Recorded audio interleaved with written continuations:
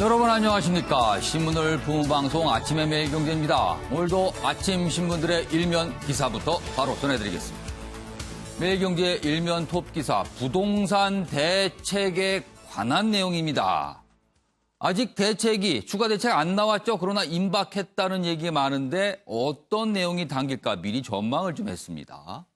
주택 임대 사업 세금 혜택 대폭 줄인다. 이렇게 기사가 되어 있습니다. 부동산 대책의 윤곽이 어느 정도 잡혔다. 이런 내용이고요. 양도세, 재산세, 장기 임대 감면 없애기로 할 듯하다. 이런 얘기고요. 시세 30억 이상 종부세 대상자를 세 분화해서 적용 세율을 높인다. 그러니까 고가일 경우 더 높아질 수 있다. 이런 내용을 담고 있습니다. 이번엔 동아일보 보겠습니다. 사진과 함께 기사 아래쪽에 있죠. 사진 좀 먼저 보실까요?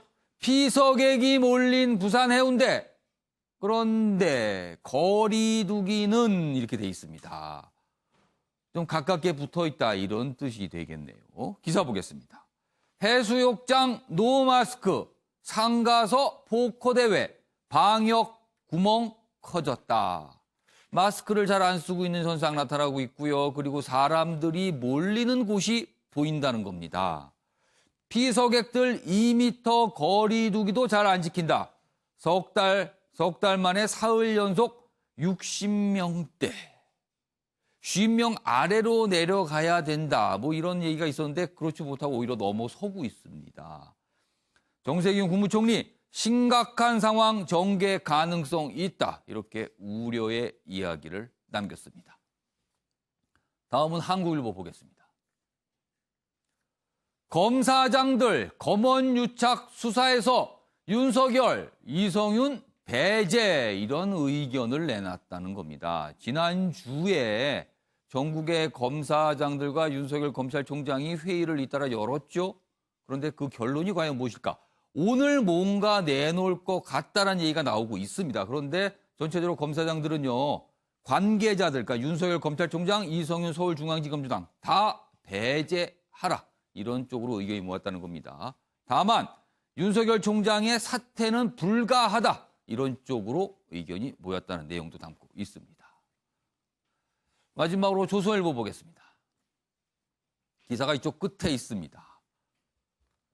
지금 운동선수들과 관련된 폭행, 폭력, 지금 큰 문제가 되고 있습니다. 그 얘기입니다. 대학 선수의 33%가 구타 경험이 있답니다.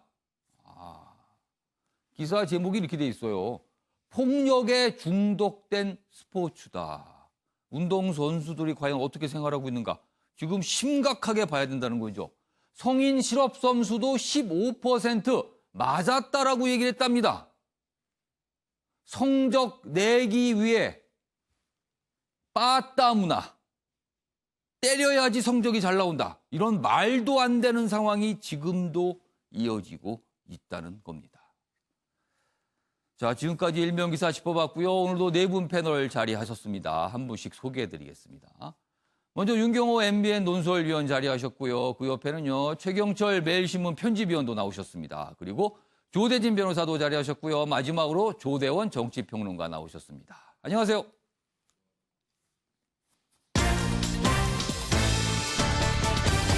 오늘날 주요 이슈들을 정리했습니다. 아침을 여는 키워드 화면에 한눈으로 준비되어 있습니다. 첫 번째 키워드, 22번째 임박했다. 부동산 대책을 말합니다. 물론 정부에서는요, 공식적으로 지금까지 4번만 나왔다. 그러나 추가 대책, 그다음에 크고 작은 대책 모두 합하면 21번째라고 지금 계산이 되고 있어요. 그런데 추가 대책이 나올 수 있다는 거죠. 임박했다는 얘기가 있고요. 두 번째 키워드는요, 2파전입니다. 집권 여당인 더불어민주당의 당권 도전한 인물들. 그동안 4명 정도 얘기가 있었는데 2명은 포기를 했고요. 2명으로 좁혀졌습니다. 그리고요, 세 번째 키워드, 구급차 마가선 택시. 주말 사이에 엄청난 논란이 됐던 사안입니다. 마지막 키워드는요, 최대 6억 명 감염. 미국 매사추세츠 공과대학 MIT 연구소에서 코로나19 확산 내년 봄까지 이 정도라면 최대 6억 명이 감염될 수 있다는 얘기까지 나왔습니다. 자, 그럼 아침에 매일경제 본격적으로 출발하겠습니다. 첫 번째 이슈는요, 부동산 문제 짚어보겠습니다. 지금 많은 분들, 어떤 지인이나 친구분들 만나면 집값 얘기 참 많이 하십니다. 그 얘기 좀 해보겠습니다. 매일경제 기사입니다. 지금 정부의 추가 대책이 나올 것 같다. 문재인 대통령이 지난주에 강력한 지시를 했죠. 그렇다면은 곧 나올 거란 얘기가 많이 있습니다. 그럼 어떤 내용이 담길까? 전망을 한 기사들이 오늘 많이 쏟아졌어요. 똘똘한 한 채, 종부세 늘리고 1년 내에 팔 땐 양도세율 최고 80%까지 추진한다. 그냥 강력한 세부담을 주겠다는 거죠. 22번째 부동산 대책, 과연 어떤 내용을 담을까 소개가 돼 있습니다. 일단 아직 발표된 건 없습니다. 그러나 전망이 나오고 있는 겁니다. 2년 전 부동산 대책 때 3억에서 6억 과표 구간을 만든 전례가 있다. 그러니까 뭔가 세분화했다는 거죠, 좀 더. 이번에 강남 고가 주택을 겨냥해 고세율 적용 구간 신설할 수도 있다. 그러니까 굉장히 고가 주택에 대해서 세율을 좀 더 높이니까 그 구간을 좀 새로 만들 수 있다는 거죠. 단타 매매는 즉 1년도 안 돼서 뭔가 한다는 거죠. 단타 매매는 징벌적 세금 폭탄, 세 감면 실거주 조건을 2년에서 3년으로 높이는 것도 검토한다. 이런 내용을 담고 있습니다. 자, 다음 기사는요. 지금과 같은 집값 폭등 현상 근본적으로 왜 생길까? 이걸 좀 몇 가지 이유로 설명을 했습니다. 서울 새 집에서 살고 싶은데 정부는 신도시 가란다. 그러니까 뭔가 한계가 있다는 거죠, 지금요. 좀 더 보겠습니다. 신도시 가란다. 정부는 신도시 계획 계속 발표하고 있잖아요. 그런데요. 첫 번째로 직장 멀고 왕복 먼 신도시 매력이 없다는 거죠. 없다는 거예요. 그리고요. 대출을 막아놔서 흑수저는 도전도 못한다는 겁니다. 현금 부자만 가져간다는 거죠. 세 번째는요.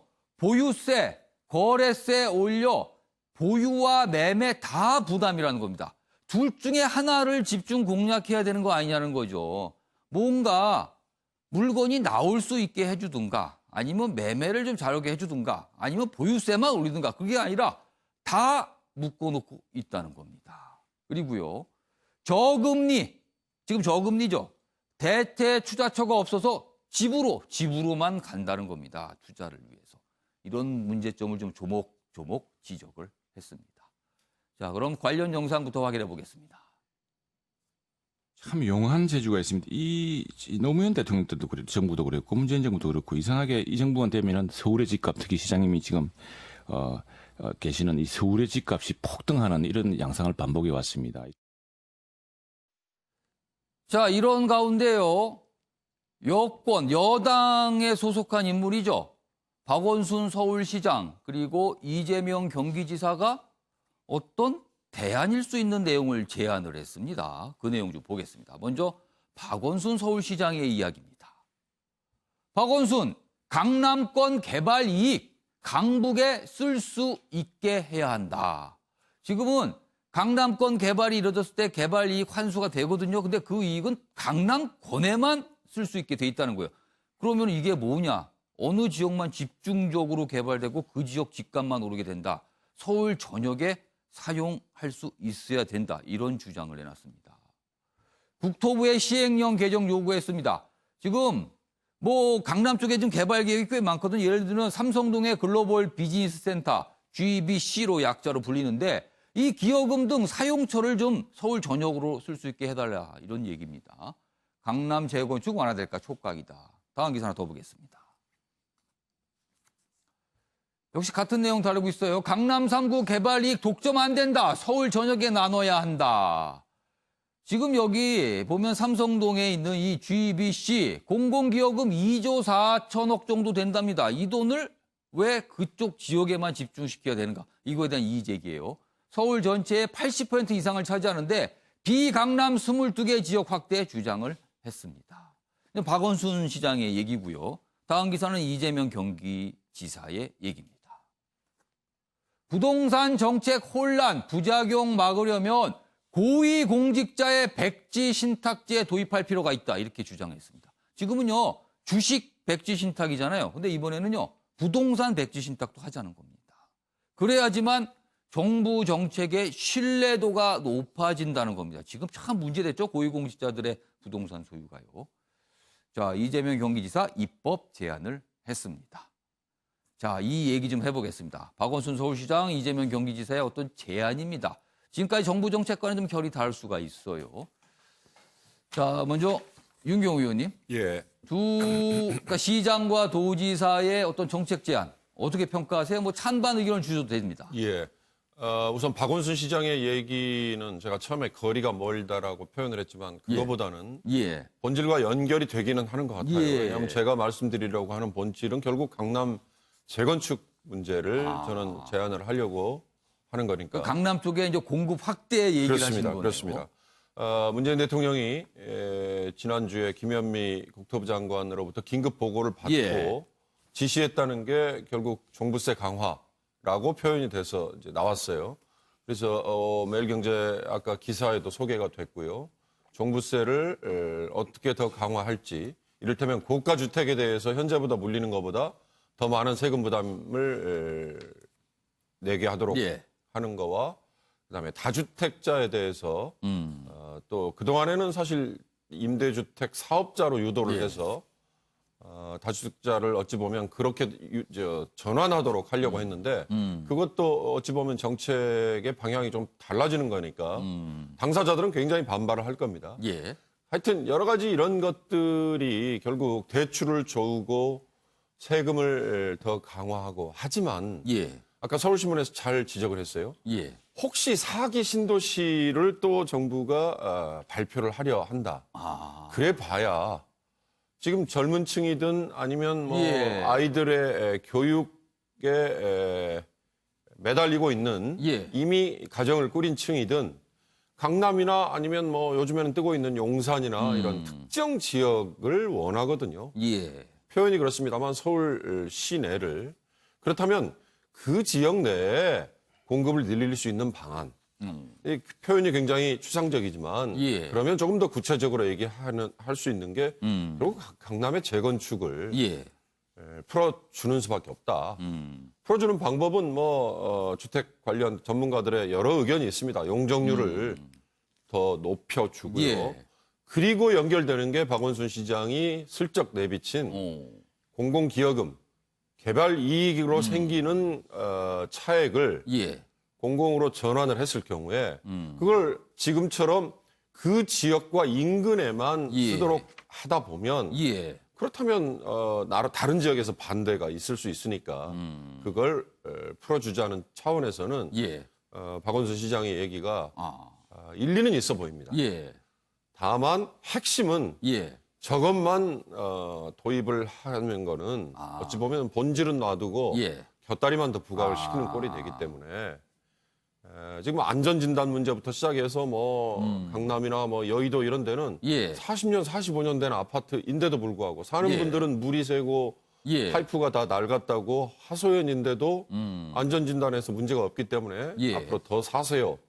근데 왜냐? 다른 아파트는 그보다 더 내구 연수가 짧았는데도 예. 이미 재건축을 허용받은 곳이 있단 말이죠. 예. 그런 형평성의 문제도 있어요. 그러니까 기술적으로 보완을 할 수 있는 건 하면서 강남의 재건축을 결국 풀어줄 수밖에 없다. 이재명 시장의 부동산 백지 신탁은 예. 주식 백지 신탁처럼 공직자들이 취해야 될 자세로서는 의미가 있어 보입니다. 그리고 예. 공직자가 되려면 특히 고위 공직자가 되려면 처음부터 부동산 투기 이런 거 했던 분은 아예 나서지 마세요. 라는 식의 어찌 보면 이정표를 주는 거는 예. 의미가 있어 보입니다. 그러나 예. 부동산 백지 신탁이라는 건 핵심은 뭐냐. 일정한 기간 내에 예. 백지 신탁한 부동산을 팔아야 되는 거거든요. 그렇게 되죠. 그렇습니다. 그거는 어찌 보면 소급 적용이 될 수도 있고요. 뭐 조금 심하게 얘기하면 아마 예. 사회주의냐 이런 얘기를 공격을 할 수도 있기 때문에 그러니까 고위공직자 되려면 부동산은 내놔라. 뭐 이런 의미가 될 수도 그렇습니다. 있어요. 지금 뭐 청와대 수석과 비서관들을 향해서 다주택자들이 무슨 자격이 있느냐라고 하는 식의 이런 공격이 전 사실 그렇게 바람직하지 않다고 보는데 그러나 어찌됐든 도덕적으로 윤리적으로 예. 당신들이 큰 소리를 치려면 그래야 된다라고 하는 거에는 할 말은 없는 거죠. 그렇지만 거듭 말씀드립니다만 이런 거는 본질은 아니다. 예. 곁다리다. 곁다리를 너무 강조하다 보면 자꾸 본질을 잊어버린다. 본질로 다시 돌아가는 게 지금 부동산 정책은 가장 중요한 방향이다. 알겠습니다. 자, 조대원 평론가는 적극 찬성 이렇게 쓰셨는데, 그러니까 지금 박원순 서울시장과 이재명 경기지사가 주장한 이 내용에 둘 다 찬성하시는 뜻입니까? 예, 둘 다 찬성합니다. 설명해 주세요. 사실 기업이나 시장에서는 주로 예. 이제 강조되는 게 경쟁, 효율, 속도 뭐 예. 이런 것들이 사실은 강조를 되고 반면에 정치 역할이 뭐냐면 화합, 조화, 지속 가능성 예. 이런 게 사실 정치가 해야 될 역할이에요. 그래서 국민들이 정치가 자신의 삶의 모든 문제를 예. 해주지 못한다는 것을 국민들도 알고 있지만 정치인들이 이렇게 솔선수범을 하고 예. 이 넘치는 곳은 좀 덜어내고 부족하고 약한 곳에다가 채우고 그다음에 좀 이 부족한 사람들은 기다려주고 예. 이런 역할을 정치가 해주길 바라면서 사실 지방자치제도 하는 거고 서울시장이나 뭐 이렇게 경기도지사나 이렇게 광역단체나 예. 기초단체까지 정치인들로 행정가가 아닌 정치인들로 바꾼 지방자치 취지가 그런 게 아닌가. 저는 이런 생각을 하고 현재 국민들이 분노하는 부분이 예. 뭐 재산적인 이 손해가 끼치고 그다음에 예. 이 빈부격차가 커지고 이런 부분도 있지만 예. 그런 저변에 또 그 정책을 위반하는 사람, 실제로 그런 것들을 만들어서 자기한테 손해를 예. 끼치는 사람들은 잘 살고 또 이 편법을 부리고 예. 우리가 봤을 때는 그리고 이런 사람들이 도리어 이 정책의 혜택을 예. 이용하는 모습을 보고 국민들이 더 분노하는 부분이거든요. 어떻게 뭐 박탈감 내지는 불신 이런 그렇죠. 겁니다. 그래서 이재명 시장도 도지사도 여기 말씀하셨지만 예. 지금 현재는 뭐 다른 것보다 정책의 방향과 신뢰가 가장 문제다. 예. 저는 이 말에 전적으로 동의를 하고요. 예. 그리고 어쨌든 주택 문제는 저도 신도시에 살고 있지만 예. 신도시가 우리가 출퇴근하지 않고 거기서 생활하는 데는 참 좋아요. 환경도 쾌적하고 공기도 좋고. 예. 근데 문제는 뭐 저희 부부 전부 다 일자리는 다 서울에 있다는 거죠. 문제는 직장이군요. 그렇죠. 그래서 일이 있는 곳 근처에 예. 이렇게 집이 있어야지 예. 저녁에 퇴근 시간이 줄어들면서 가족과 시간을 같이 보내고 예. 정상적인 삶이 되는데 출퇴근하는데 하루에 평균 2시간 내지 3시간을 쓰다 보니까 예. 삶이 너무 빡빡해요. 그래서 현재 정부에서 여러 가지 그 주택 정책을 내놓고 있지만 예. 저는 기본적으로 이 미국에서 경제학 공부할 때도 수요 공급의 원칙에 따라서 가격이 정해지는 걸 받고 예. 가격 문제를 잡으려면 결국은 이 수요 공급의 이 곡선에 따라가야 되는데 그러려면 사람들이 살기 좋고 살고 싶어하는 곳에 공급을 늘려야 된다. 근데 문제는 강남에 현재 땅이 없지 않습니까? 예. 근데 얼마 전에 보니까 군 시설에 예. 남태령이라든가 뭐 저기 동작구라든가 성남시 위례지구에 군 그 유유 시설이나 이런 부분에 예. 1,300호를 지어서 행복주택, 예. 그다음 청년 신혼부부를 위한 주택을 지어서 예. 공급하는 걸 봤거든요. 그래서 결국은 강남도 그린벨트든 뭐 공원이든 녹지 부분을 풀어서 찾으면 있다는 거네요, 그럼. 그렇죠. 그 풀어서 예. 거기에 공공주택을 공급을 확대하는 게 가장 빠른 길이 아닌가 저는 그렇게 생각합니다. 예. 최영철 편집위원께 짧게 추가 질문 좀 드릴게요. 사실은 서울, 그리고 서울 강남에 대한 수요가 사실 몰리니까 이런 현상이 나타났다고 볼 수 있어요. 그 어떤 전체적인 수요 공급의 측면은. 그렇다면 서울 또는 서울 강남을 대체할 만한 지역을 확실하게 만들면 된다. 사실 어떻게 보면 단순했습니다. 그러나 지금까지 신도시 정책은 그렇지 못했다는 거거든요.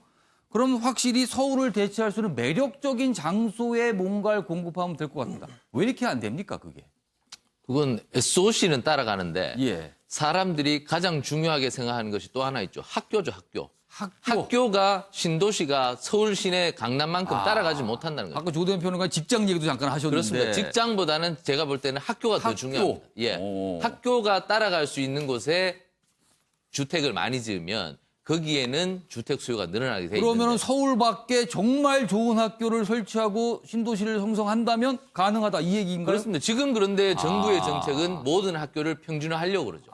평준화하려고 하면 지금 상태에서는 주택 문제가 또 풀리지 않는 겁니다. 지금 정부가 여러 가지로 엇박자가 지금 많이 나고 있는 겁니다. 한쪽에서는 이 정책, 한쪽에서는 또 저 정책. 예. 이러니까 엇박자가 자꾸 나고 있는데 예. 제가 볼 때는 이런 부분에서 종합적인 검토가 필요하다. 지금 집값 하나만 잡으려고 해서 되느냐. 예. 집값이 SOC 문제도 따라가는 것이고 예. 고용 문제도 같이 따라가는 겁니다. 예. 그렇기 때문에 그 수요를 어떻게 잡을 것인가에 대해서는 정부 정책에 대해 종합적인 검토가 필요하다. 그저께 대통령께서 부동산 정책을 새롭게 짜시려고 국토부 장관을 불렀습니다. 그런데 그렇습니다. 국토부 장관 불러도 됩니까? 총리를 불러서 그럼 교육은 어떻게 할 거고 그럼 세제는 어떻게 할 것이고 그럼 지금 유동성이 너무 많은데 이 유동성을 어떻게 좀 분산을 시킬 것이고 이런 경제부총리도 또 불러야 되는데 이러한 부분에 대해서는 좀 종합적인 검토가 필요하고 지금 숨고르기가 좀 필요합니다. 지금 너무 급하게 가려고 합니다.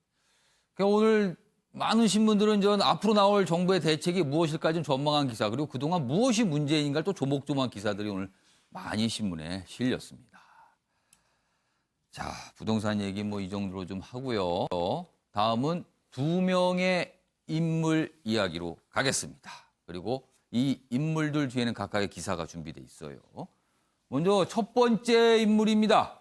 김부겸 전 의원입니다. 오늘 어떤 이유에서 기사에 등장했는지 보겠습니다. 친문들은 불출마다. 여당, 당권은 이낙연, 김부겸 2파전으로 간다. 이런 얘기입니다. 그렇죠. 앞서서 홍영표 의원이 출마 포기를 했죠. 그리고 어제는 우원식 의원도 출마 포기를 했습니다. 우원식, 홍영표 의원, 친문 핵심으로 통하는 의원들인데 출마 포기했죠. 그렇다면 지금 남은 건 이낙연 의원, 김부겸 전 의원 이렇게 됩니다. 친문 당권 구상 이렇게 되면 차질되는 거 아니냐. 굉장히 뭔가 복잡하게 전개되는 건 아니냐. 이런 전망들이 있습니다. 자, 그리고요. 어제 이런 사안과 관련해서 김부겸 전 의원이 본인이 SNS상에 입장을 좀 냈는데 그 내용 좀 보겠습니다. 지금 2파전과 관련된 얘기입니다. 대선 전초전 또는 영호남 대결이라고 쓰는 일부 언론에게 당부드립니다. 어디까지나 당대표 뽑는 것 이간질 자제해달라. 그러니까 언론의 이런 분석을 이간질이라고 평가를 했어요. 다음 하나 더 보겠습니다. 자, 여기 홍영표, 우원식 의원 두 의원에 대한 거예요. 두 분의 뜻을 받들어 전당대회가 축제의 한마당이 되게 모든 힘을 다할 것입니다. 이런 각오를 밝혔습니다. 전당대회, 당대표, 그리고 최고위원, 지도부를 뽑는 행사입니다. 자, 그럼 얼마 전에 김부겸 전 의원이 한 이야기가 있습니다. 확인해 보겠습니다. 국회가 조금 정상화되고 여기에 상임위 구성이 마무리된다든가 이런 시점을 보아서 제가 여러분들 앞에 또 국민들 앞에서 정확하게 제 나름대로의 비전과 출마에 대한 제 변을 밝히겠습니다. 저하고 이 전 총리가 직접 만난다는 것은 뭔가 중요한 또 얘기를 매듭을 지어야 될 일이 생길 수도 있으니까 그런 이야기는 지금 좀 조심스럽지 않습니까? 예, 그건 저희들한테 맡겨주십시오. 어제 김부겸 전 의원이 SNS상에 입장문을 내면서 대선 전초전, 영호남 대결 이런 표현 쓰지 좀 말아주세요. 이거 이간질입니다. 이렇게 당부했습니다만 오늘 아침 많은 신문들 그대로 쓰고 있습니다. 지금 보시죠. 다음 기사입니다. 이낙연 대 김부겸 민주당 당권 경쟁 대선 전초전 됐다. 언론의 평가는 이렇습니다. 다음 하나 더 보겠습니다. 민주당권 이낙연 김부겸 호남 영남 대선 주자 맞대결 영호남 대결로 또 보고 있습니다.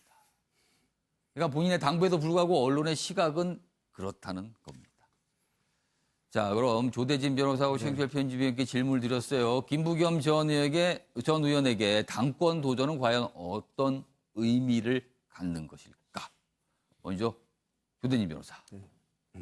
대선으로 가는 시험대 근데 본인은 대선 전투도 이렇게 하지 말라고 당부를 했어요, 지금. 네, 그렇죠. 예. 일단 당권에만 집중을 한다라고 얘기를 했는데 예. 어쨌든 이낙연 지금 의원이 지금 독주를 하고 있지 않습니까? 예. 독주보다는 지금 많이 지지율이 내려왔는데 사실상 그 친문들이 바라보는 그 문재인 대통령을 지지하는 입장에서는 이낙연 총리가 왠지 같은 식구지만 남의 식구 같은 느낌이 좀 들거든요. 그렇기 때문에 친문들의 생각은 좀 그렇다. 그렇습니다. 그러니까 지지율이 높아서 밀어주기는 해야 될 것 같은 느낌은 들지만 그래도 검증이 안 된 남의 식구 같은 느낌이 좀 그 드는 남은 거. 누굽니까, 그럼?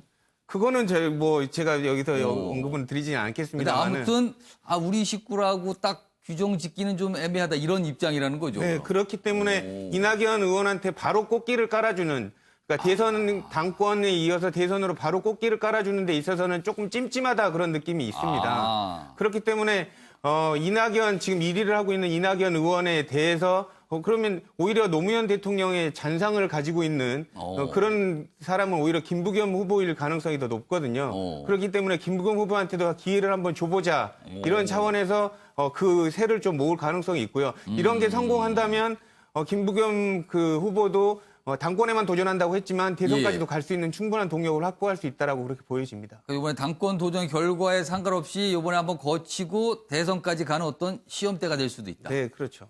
언론에서 분석하고 있는 영호남 대결 시각, 이거는 동의하세요? 아니면 문제가 좀 있다고 보세요? 그러니까 영호남 대결로 바라보는 거는 그렇게 옳지는 않는데요. 그러니까 외형적으로는 그렇게 평가가 될 수밖에 없는 상황인 것 같습니다. 영남 분이시고 또 호남 분이시고 이렇게 됐었고 또 호남의 당에서 또 영남 분들이 대통령이 당선이 됐으니까 그렇게 되지만 사실상 친문의 그 주된 세력에 누가 지지를 받을 수 있느냐가 그 핵심 쟁점이라고 저는 봅니다. 누가 지지를 할까? 그 얘기는 조금 이따 좀 해보고요. 최영철 편집위원께서는 김부겸 전 의원께 당권 도전은 과연 무슨 의미일까? 분석해 주세요. 김부겸 의원은 지난번 대선 이후에 장관이 되고 이런 과정 속에서 참 대선 꿈을 좀 많이 꿨습니다. 대통령이 되기 위해서 많은 준비를 했는데 그것이 사실 독이 됐죠.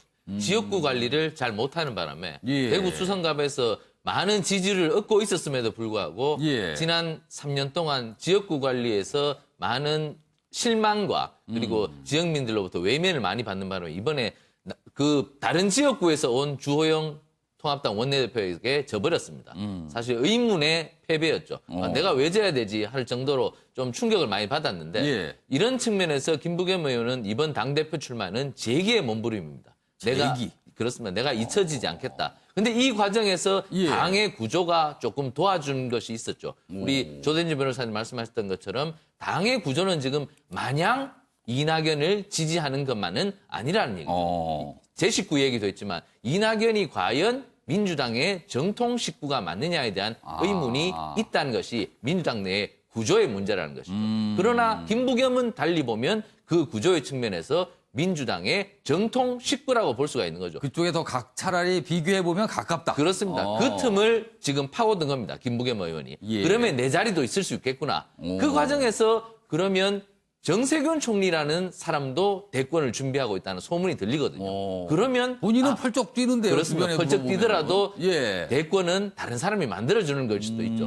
그 부분에서 또 다른 구조의 측면에서 내가 비집고 들어갈 수 있는 측면이 있구나 하면서 이제 들어가게 됐는데 그러나 지금 당의 주류는 역시 친 이낙연계가 잡고 있다. 일단은 수적으로는 굉장히 불리하지만 남은 기간 어떻게든 뒤집어 보려고 노력하겠지만 그러나 2등을 한다 하더라도 김부겸은 큰 의미를 갖는다. 아직은 모르지만 만약에 2등에 머물더라도 딱히 손해볼 건 없다. 정치적으로. 그렇습니다. 이런 왜냐하면 강인한 기억을 당원들에게 남기게 되고 저 사람도 있구나 하는 것이 있기 때문에 지금 이낙연이 페이스메이커가 될 수도 있다는 것이죠. 이낙연을 앞에 갔다가 이낙연의 인기가 식었을 때 2등 그러면 괜찮네. 2등을 밀어붙일 수도 있는 그런 구조의 세계가 열리기 때문에 김부겸이 이번에 나가서 패한다 하더라도 큰 손해는 없을 것이다. 저는 이렇게 분석합니다. 아직은 모릅니다. 지금 아직 정권 시작도 안 됐기 때문에 승패를 얘기하기는 아주 빠른 상황이고요.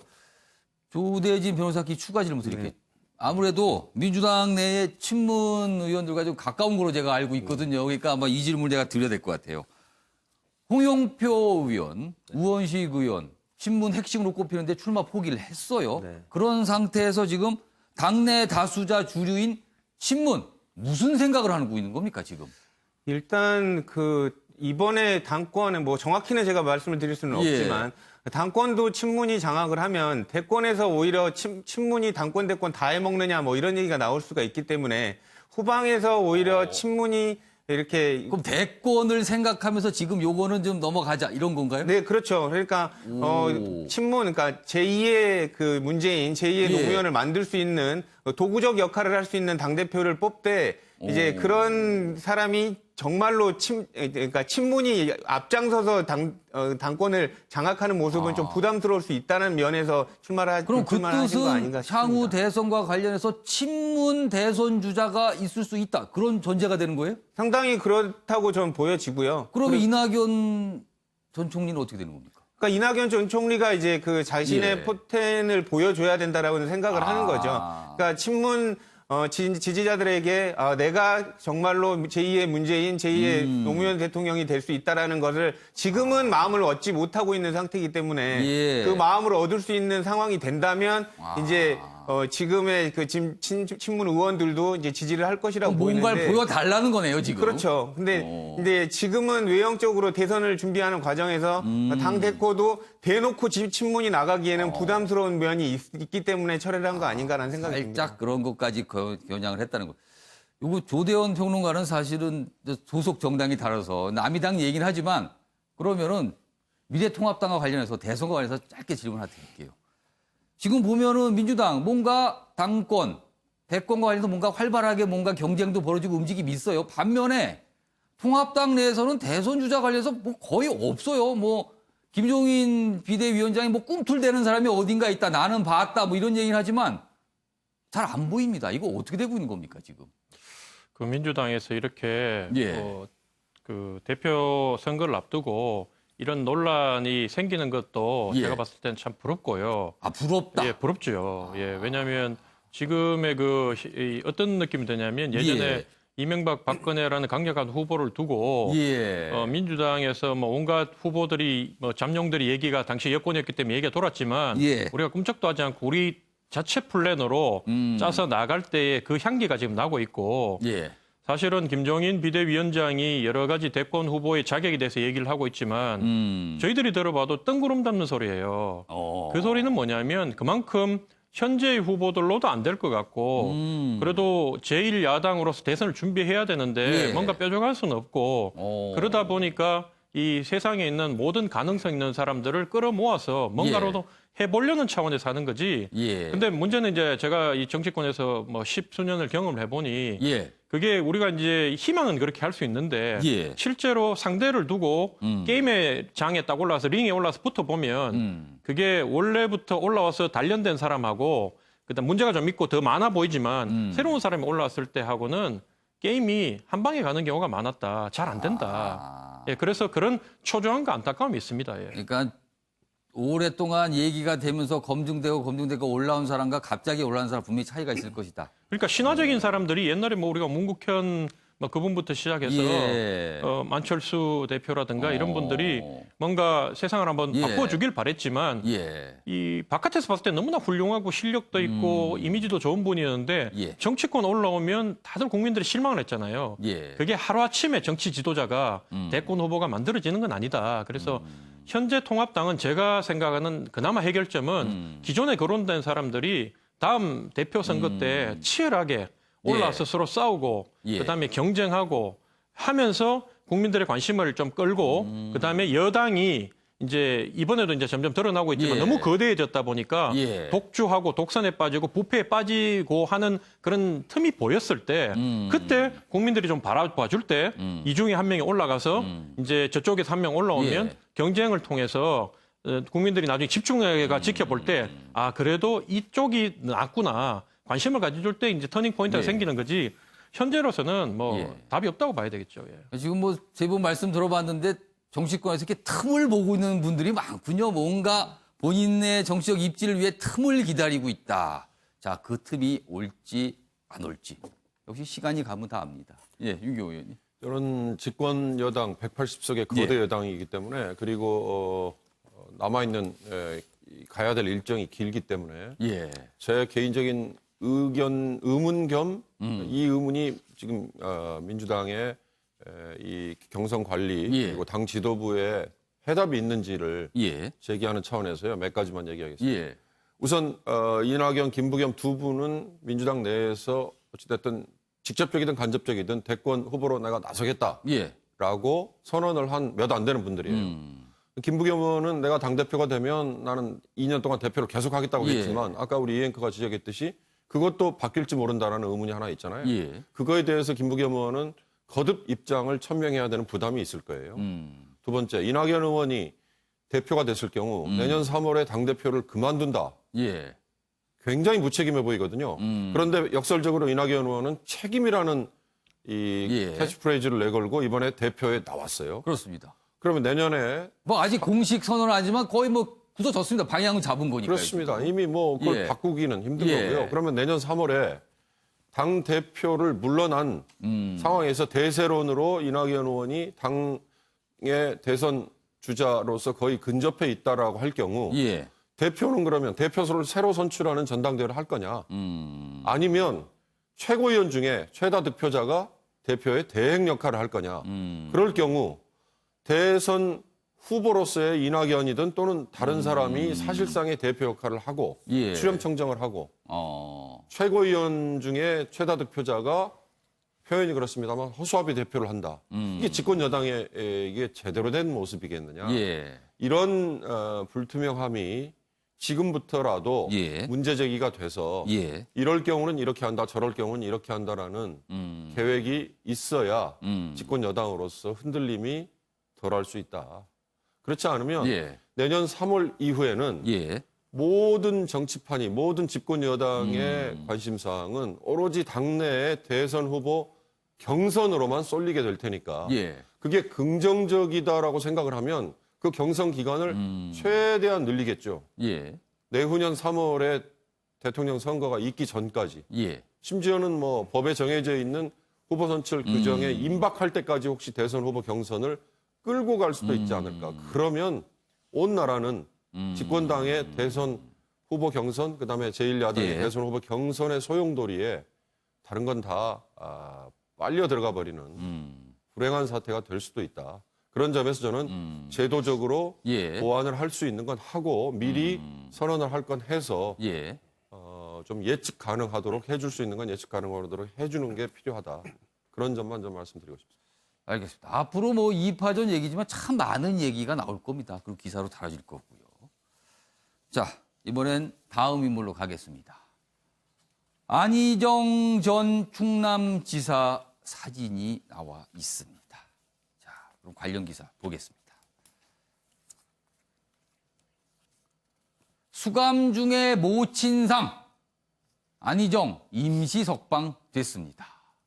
검찰이 형 집행정지 신청을 받아들였어요. 그리고 이웃에 밥 한 끼 꼭 해먹이던 분 모친에 대한 어떤 기억을 좀 얘기한 게 있고요. 기사 하나 더 보겠습니다. 안희정 옥중 모친상 형 집행정지 허가다. 그리고요 어제 정세균, 박원순, 이광재 등 굉장히 무게감 있는 정치인들이죠. 범여권 인사들 대거 조문을 했다는 내용까지 담겨 있습니다. 자, 그럼 오늘 오전 새벽의 모습이거든요. 내용 좀 보겠습니다.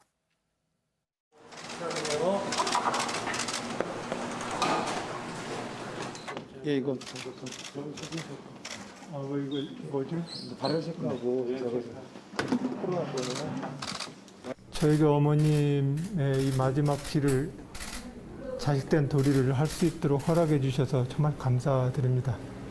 어머님 잘 모시고 또 그러고 돌아가겠습니다. 네. 자, 언론에 오랜만에 등장을 했습니다. 조대진 변호사. 우선 형 집행정지, 뭐 간단히 설명 좀 해주시죠. 이 형사소송법상에서는 형 집행을 계속할 수 없는 사유가 있을 때에는 형 집행을 검사의 신청으로 인해서 이제 검사가 이제 중지를 할 수가 있게 돼 있거든요. 예. 그런데 지금 안희정 전 지사 같은 경우에 있어서는 지금 직계 존속이 지금 사망한 상황이기 예. 때문에 중대한 사유, 형 집행을 계속할 수 없는 기타 중대한 사유로 봐서 예. 형 집행 결정이 내려진 걸로 보입니다. 아, 이 정도는 이거는 당연히 좀 나가 있을 수 있게. 그래서 9일까지 저 밖에 있을 수 있다 네, 이런 그렇죠. 얘기가 나와요. 자, 그리고 주대진 변호사. 어제 범여권 인사들이 대거 조문을 했다 이런 기사도 좀 많이 나오고 있거든요. 민주당에, 여당에, 그리고 여권에 안희정 전 지사 지금 어떤 의미를 갖고 있는 걸까? 뭐 대부분의 국민들도 뭐 그렇게 생각하고 예. 계시겠지만 지지자분들도 되게 안타깝고 아픈 손가락이라고 생각을 할 수밖에. 아픈 손가락. 예, 그렇죠.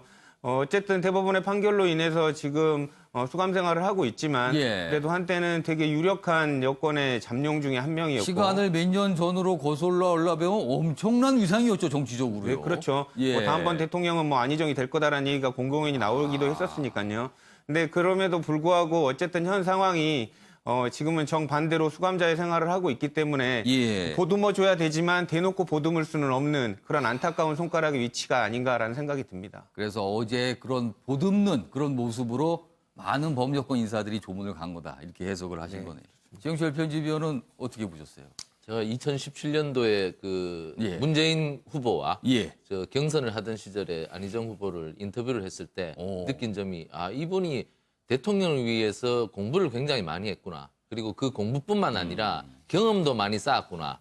그게 인터뷰를 해보면 그렇죠. 말을 해보면 이 사람이 외워서 하는 건지 아니면 내가 몸에 체득한 예. 것을 뿜어내는지 이것이 표시가 나는데 그 당시에 인터뷰한 언론도 저도 인터뷰를 많이 했는데 질문을 하나 던지면은 굉장히 많은 설명을 합니다. 그렇습니다. 그런 것을 예. 볼 때 이 사람이 자신이 이미 체화된 예. 것을 이미 소화된 것을 뿜어낼 예. 수 있는 사람이구나. 이렇다면 이 사람이 국가 경영을 맡겨도 제대로 된 역할을 할 수 있겠구나 하고 생각을 했었는데 예. 뭐 당시에는 경선에서 패배를 했고 그 이후에 도지사직을 수행한 뒤에 더 나은 세계를 향해서 한 걸음 더 디딜 줄 알았는데 예. 결국엔 자기 관리에 실패했더라는 얘기죠. 어. 그렇게 따지고 보면 지난번 조국 전 법무장관 사태 때도 예. 모든 사람들이 목격을 했지만 공직자는 재능보다는 자기 관리가 아닌가. 자기 관리. 그렇습니다. 재능보다는 자기 관리다. 자기 관리만 잘해도 충분히 국가 경영을 할 수 있고 그리고 많은 것들을 이룰 수 있을 텐데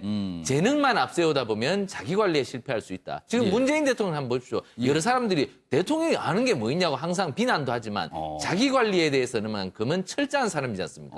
그것이 많은 사람들에게 감동을 주고 그것이 국정 수행의 원동력이 되는 것이 아닌지 예. 많은 공직자들이 자기 관리만 잘해도 적어도 90점 이상은 받을 수 있다고 생각하고 예. 한다면 지금 대한민국이 한 보 더 예. 나아갈 수 있는 그런 나라가 되지 않을까 저는 이렇게 생각을 해봅니다. 조대원 평론가는 어떻게 보셨어요? 안희정 전 지사의 저 모습.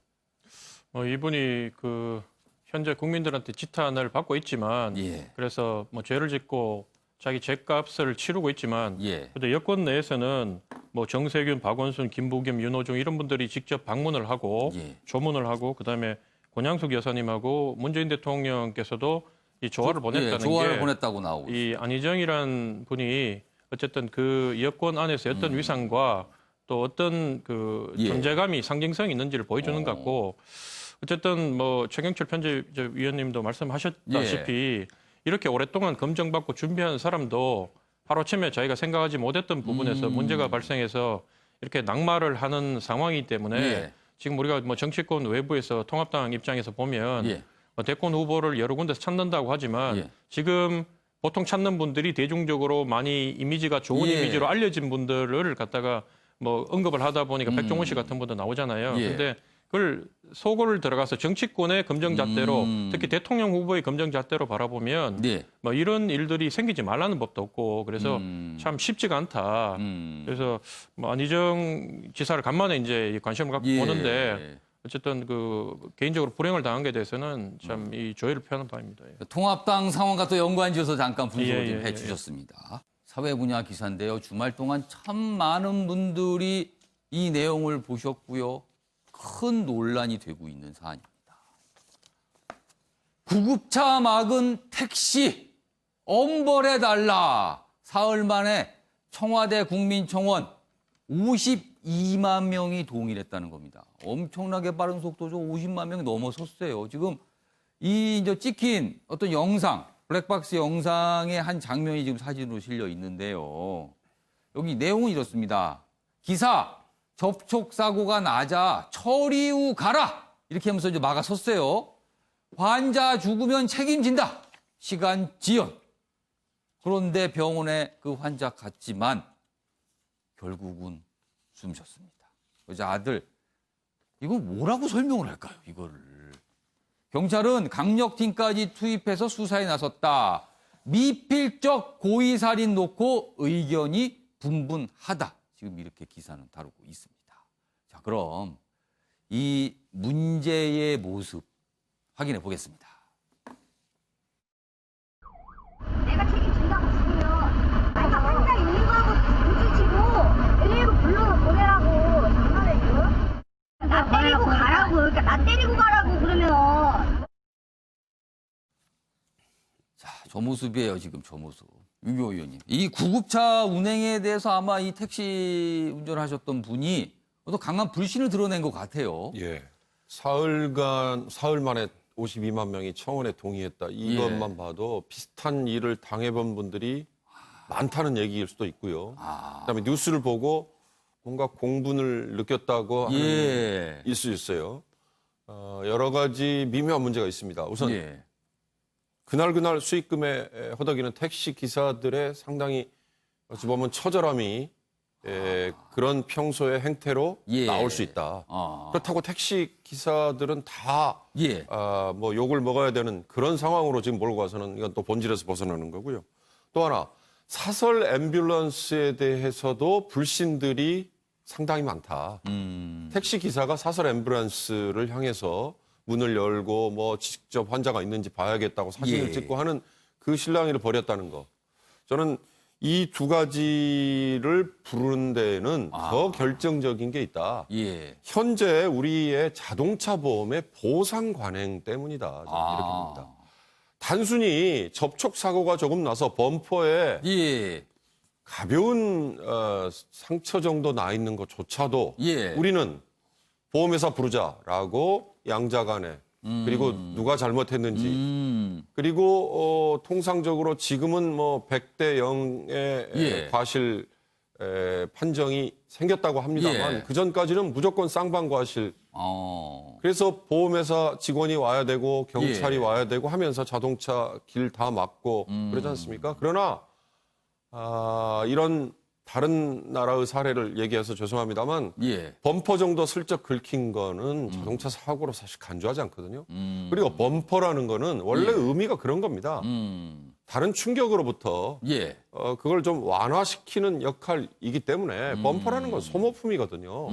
그 정도의 가벼운 교통사고는 자동차 보험에서의 보상 대상에서 뭐 제외라고 표현하면 이상합니다만 그건 아주 최소한만으로 줄인다면 아마 저런 사태를 조금이라도 재발하는데 막을 수 있지 않을까. 모두가 다 노력을 해야 되지 않을까. 결과적으로 저게 미필적 고의에 의한 살인인지 아니면 과실치사인지는 뭐 이제 경찰이 나섰다고 하고 하니까 뭐 두고 봐야겠죠.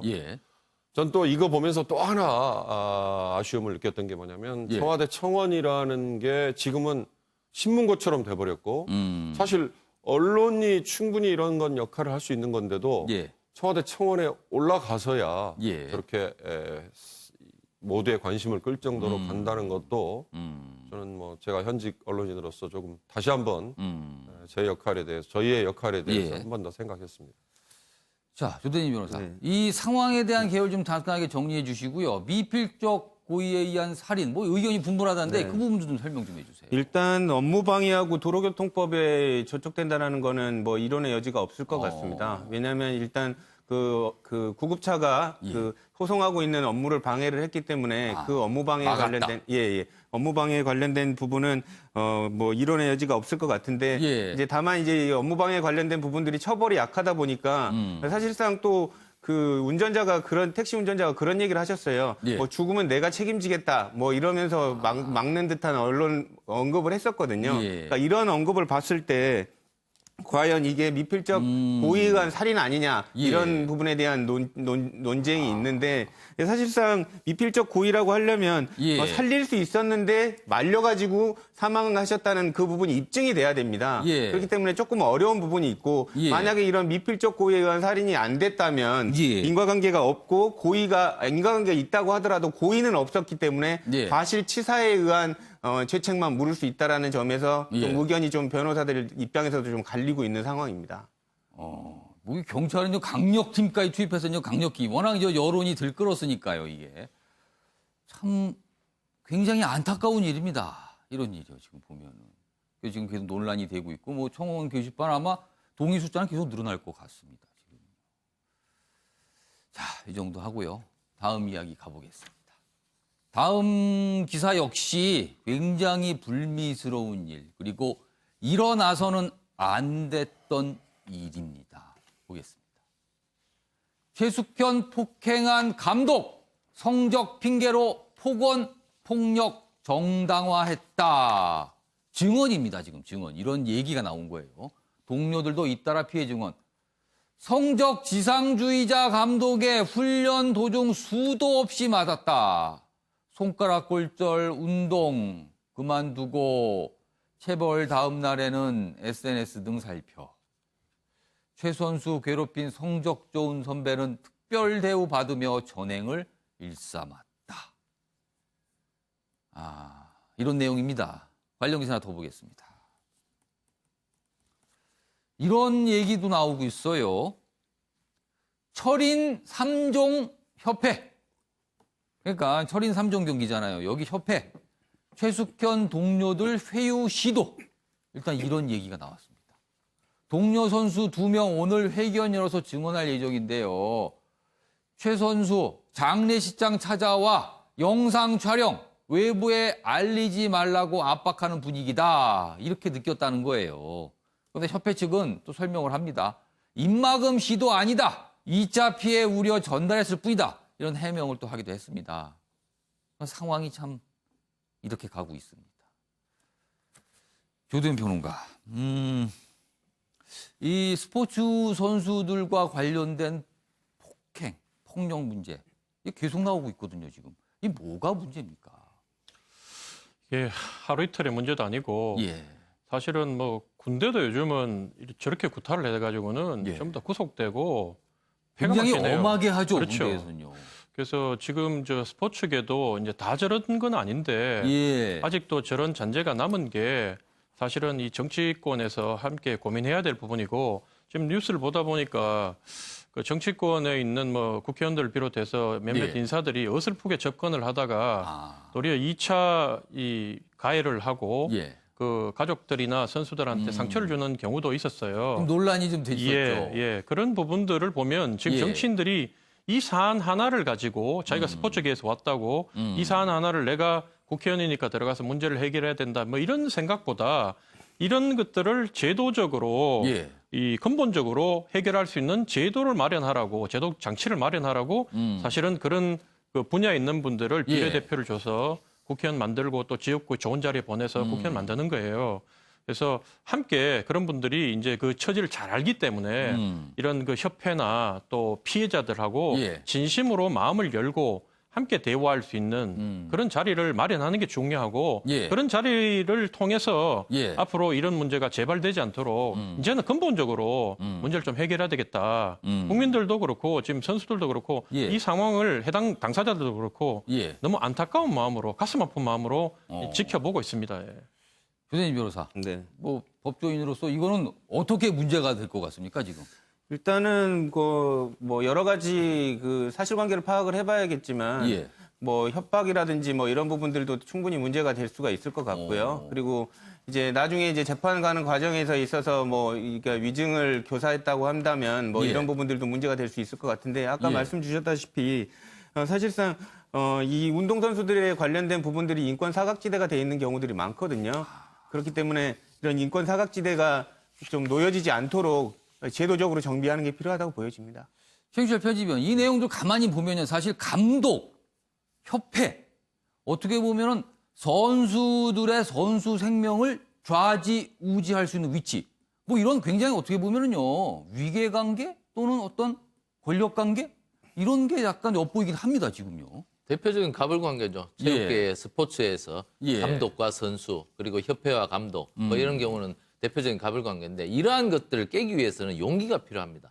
관행에서 탈피할 수 있는 용기. 예. 제가 그 중학교를 그 이승엽이 나온 대구 경상중학교를 나왔는데요. 예. 그 당시에는 저희가 이 교실에서 내려다보면 야구 선수들이 그 속된 말로 알을 까지 않습니까? 그 내야수가 뒤로 공을 예. 빠뜨리면 바로 자진납세를 하러 달려갑니다. 감독 앞으로. 그러니까 빠따 10대를 맞습니다. 아, 바로 그 바로 자리에서. 가서 바로 갑니다. 바로 달려갑니다. 깔을 까면. 그런 식으로 폭행이 전교생이 보는 앞에서 야구부 폭행이 벌어졌다고. 과거에 그런 모습이 있었다는 그렇습니다. 거네요. 그만큼 폭행이 많았는데 예. 그러한 관행이 이제는 많이 사라졌겠죠. 예. 그러한 것을 깨기 위해서는 누군가의 용기가 필요합니다. 이것이 잘못됐다는 히스를 누가 불어줘야 된다는 거죠. 예. 하지만 저렇게 계속된다는 것은 누군가가 아직도 히스를 불어주지 않는다는 겁니다. 잘못됐다는 것을. 그리고 잘못됐다는 것을 인지했을 때 그 부분을 고쳐야 되는데 그 고치는 것은 바로 감독이 필요하다는 거죠. 협회나 경주시 같은 시청에서 예. 이러한 행위는 있어서는 안 된다는 강력한 지시가 있어야 되는데 예. 민원을 2월 달에 제기를 했는데도 불구하고 경주시는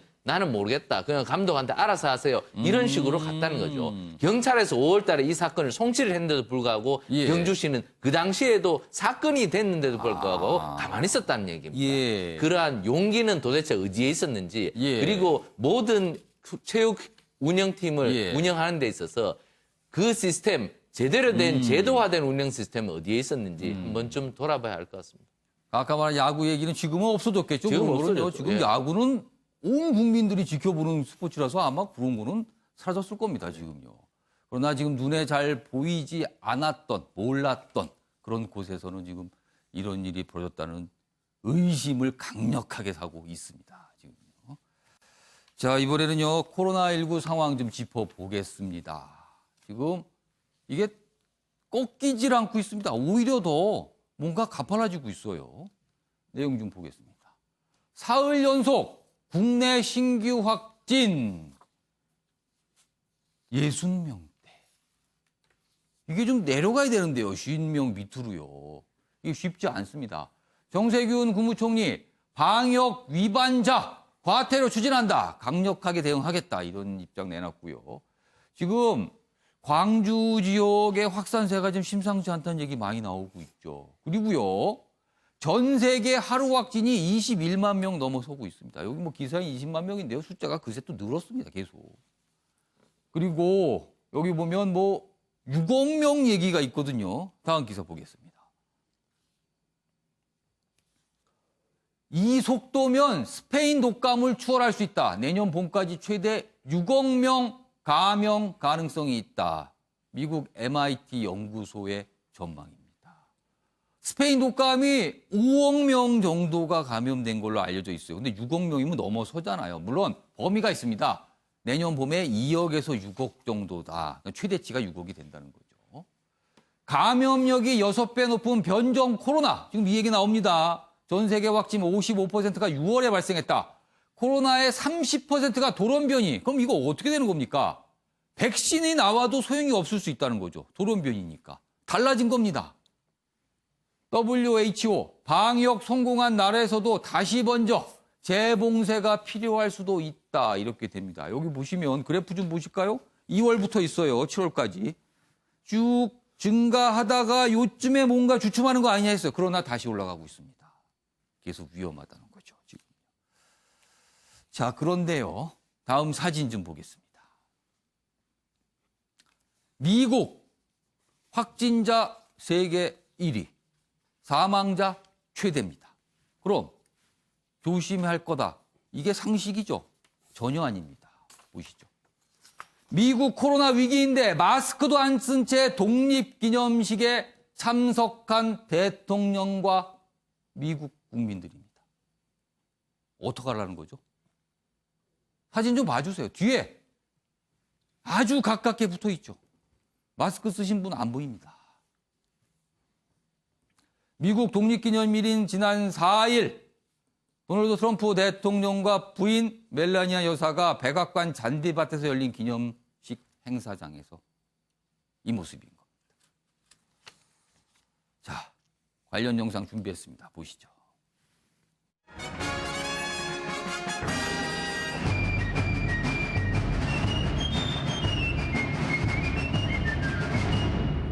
Our nation is witnessing a merciless campaign to wipe out our history, defame our heroes, erase our values.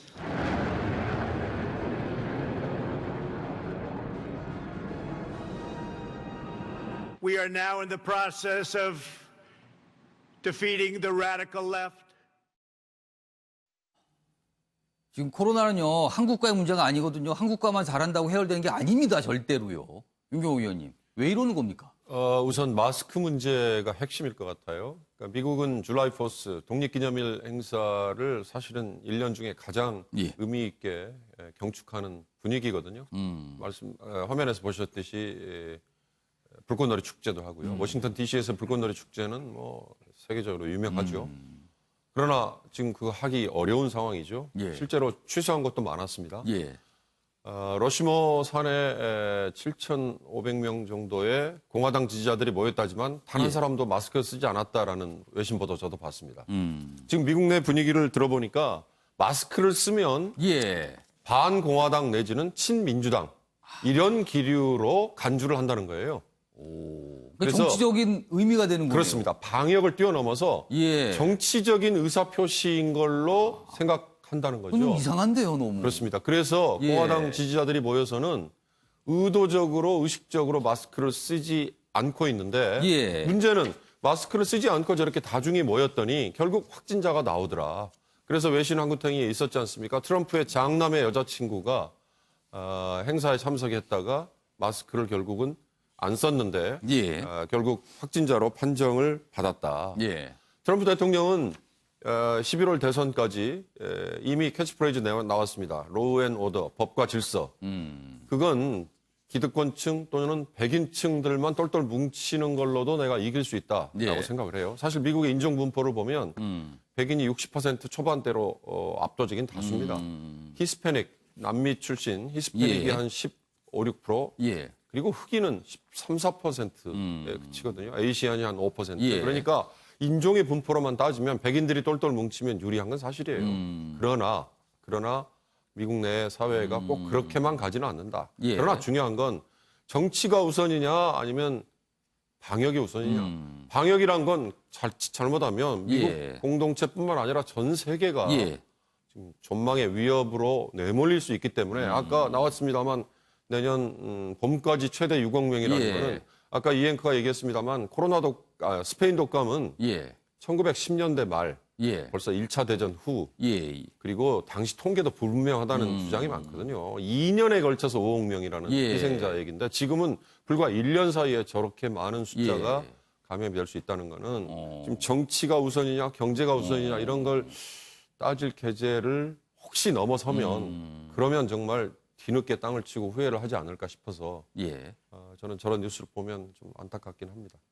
미국 발로 계속 이런 모습이죠. 뭐 아랑곳하지 않겠다. 그냥 간다. 이런 겁니다, 지금. 이런 모습, 뭐 오늘 사진 소개됐지만 그 전에도 계속 나왔던 비슷한 모습들이 있었습니다. 자, 아침의 매일경제는 유튜브로도 생중계되고 있고요. 오늘도 많은 분들 댓글 올려주셨습니다. 하나씩 소개해드리겠습니다. 먼저 부동산 문제와 관련한 댓글입니다. 이재명, 박원순 둘 다 맞는 말. 하나하나 해결해 나가야죠. 이런 의견 주셨고요. 그리고 안희정 전 충남지사 관련된 댓글도 있습니다. TV에 나오는 사람은 공인까지는 아니더라도 힘이 있다는 것을 절대 잊지 말아야 한다고 생각합니다. 또한 행동 하나하나가 모든 이들에게 영향을 줄 수 있다는 것을 잊지 말기를 바랍니다. 이런 말을 남겨주셨고요. 이 택시, 구급차 이 사안이죠. 옳고 그름은 법으로 결정해야 한다. 이런 얘기도 있습니다. 그리고 코로나와 관련해서요. 코로나의 끝은 언제일까? 지친다 지쳐. 이런 답답한 심정도 남겨주셨습니다. 댓글을 올려주신 시청자 여러분께 감사 말씀드리겠습니다. 자, 이번에는 마지막 순서가 될 것 같습니다. 속 깊은 경제 이야기, 경제 브리핑 보겠습니다.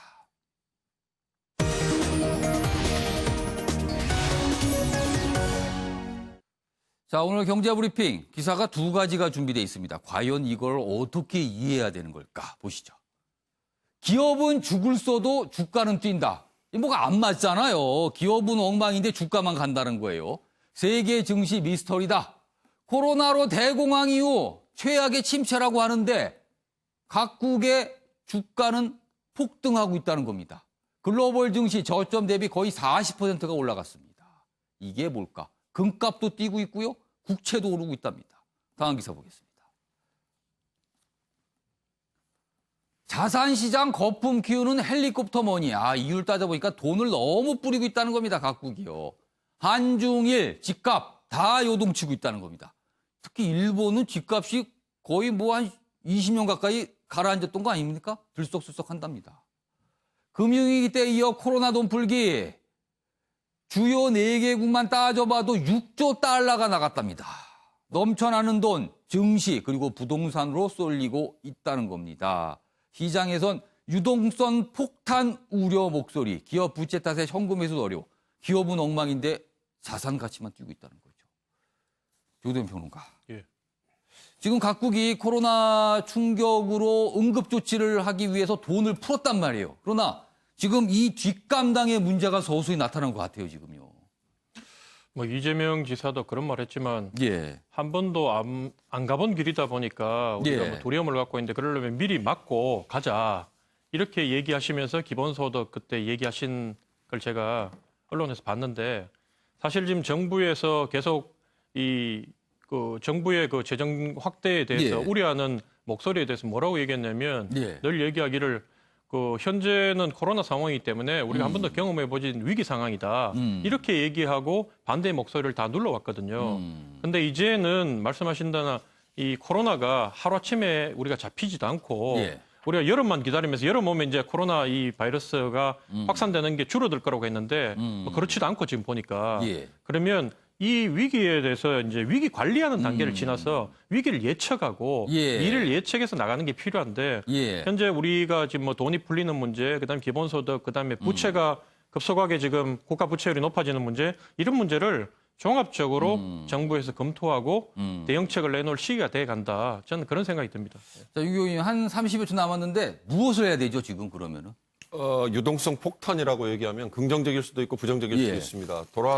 얘기하면 돈이 넘치기 때문에 나타나는 현상이에요. 주식, 채권, 예. 부동산, 심지어 금 다 네. 올라요. 개인적으로 투자하는 분들 어찌 보면 수건 돌리기일 수 있어요. 언제 갈지 모른다는 얘기죠. 그럼 어떻게 해야 되느냐? 이 차를 타긴 타야 되는다? 예. 타세요. 그러나 빚내서 하는 건 하지 마십시오. 왜냐하면 빚내서 하다 보면 순간 꺾였을 때 예. 감당할 수 없을 정도의 불행에 빠지거든요. 금리를 올리는 수밖에 없습니다. 그러나 금리를 올리려면 경제가 회복이 돼야 되니까 이게 참 고민일 겁니다. 빚내서 하는 거는 큰일 날 일이다. 그 점을 좀 강조해 주셨습니다. 자, 마무리하겠습니다. 전 세계 하루 확진자가 21만 명. 코로나가 꺾이기는커녕 감염 속도가 더 빨라지고 있습니다. 그저 외국의 문제라고 생각할 수도 있지만요. 국경을 막지 않는 한 절대 안심할 수 없습니다. 게다가 국내 확진도 계속 늘어나고 있습니다. 이제 곧 휴가철입니다. 지금으로선 철저한 개인 방역 말고는 길이 없습니다. 시청해주신 여러분 고맙습니다.